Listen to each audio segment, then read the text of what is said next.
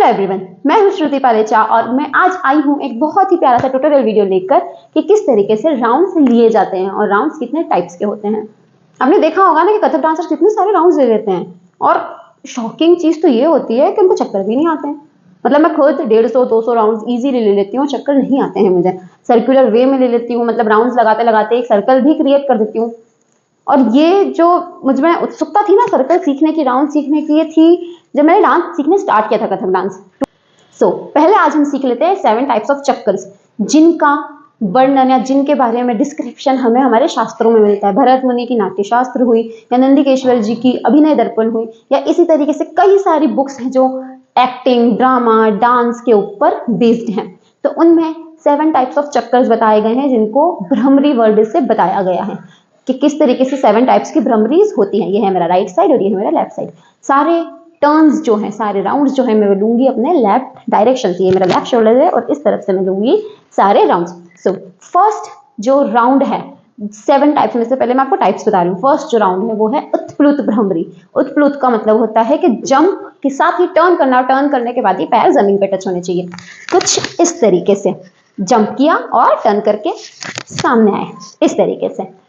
Folk dances में ये बहुत यूज होता है, भरतनाट्यम में, कुचिपुड़ी में बहुत ज्यादा इसका यूज उड़ीसी में किया जाता है।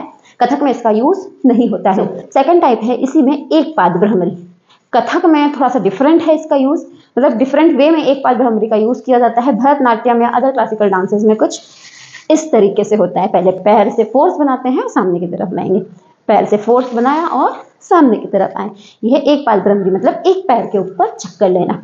और कथक में इसको हम कुछ इस तरीके से यूज करते हैं और यही वो चक्कर है जिसमें स्पीड में बहुत सारे राउंड्स लिए जाते हैं। यही वो पैटर्न है जो मैं आपको एंड में बताने वाली हूँ। थर्ड टाइप है गरुड़ भ्रमरी। गरुड़ देवता नारायण भगवान के सामने कुछ इस तरीके से बैठते हैं और अपने नी पर, लेफ्ट नी पर अगर हम चक्कर लेते हैं तो वो कहलाएगा गरुड़ भ्रमरी, कुछ इस तरीके से। फोर्थ टाइप है चक्र भ्रमरी। चक्र का मतलब होता है किस तरीके से सुदर्शन चक्र होता है, एक उंगली पे होता है और एक सर्कल में होता है ना, एक राउंड शेप होता है। तो उस तरीके से चक्र बनाना राउंड्स के द्वारा। जैसे कि अभी मैं एक पूरा चक्र बना दूंगी, ये क्या कहलाएगा, चक्र भ्रमरी। बहुत बड़ा अगर स्टेज हो तो आप बहुत बड़ा सा एक चक्कर बना सकते हैं, वो भी चक्र भ्रमरी ही कहलाएगा। मतलब राउंड्स लेते लेते एक सर्कल बनाना, कुछ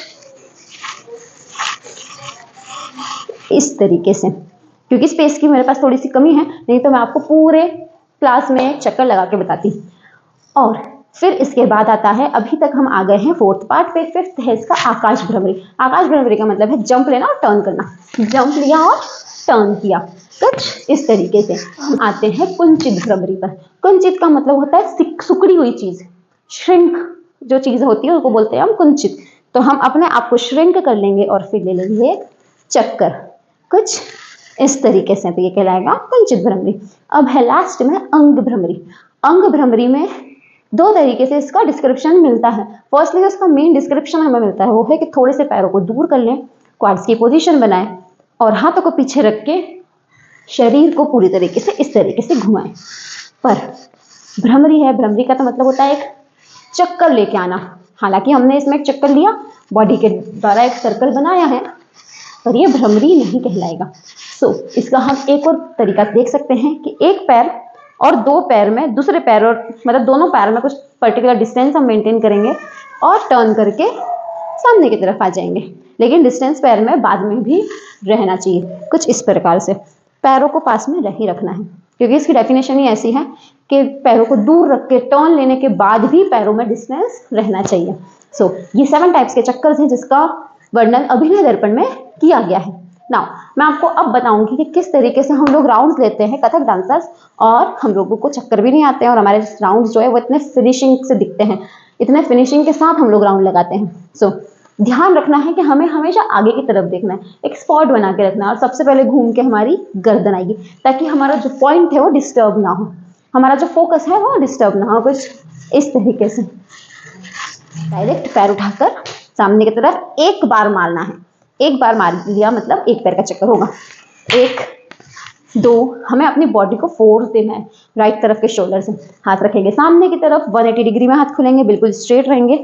1 2, 3, 4। जैसा कि मैंने आपको स्टार्टिंग में बताया था, अपने नेक को सामने रखिए, पहले नेक को लेके आइए।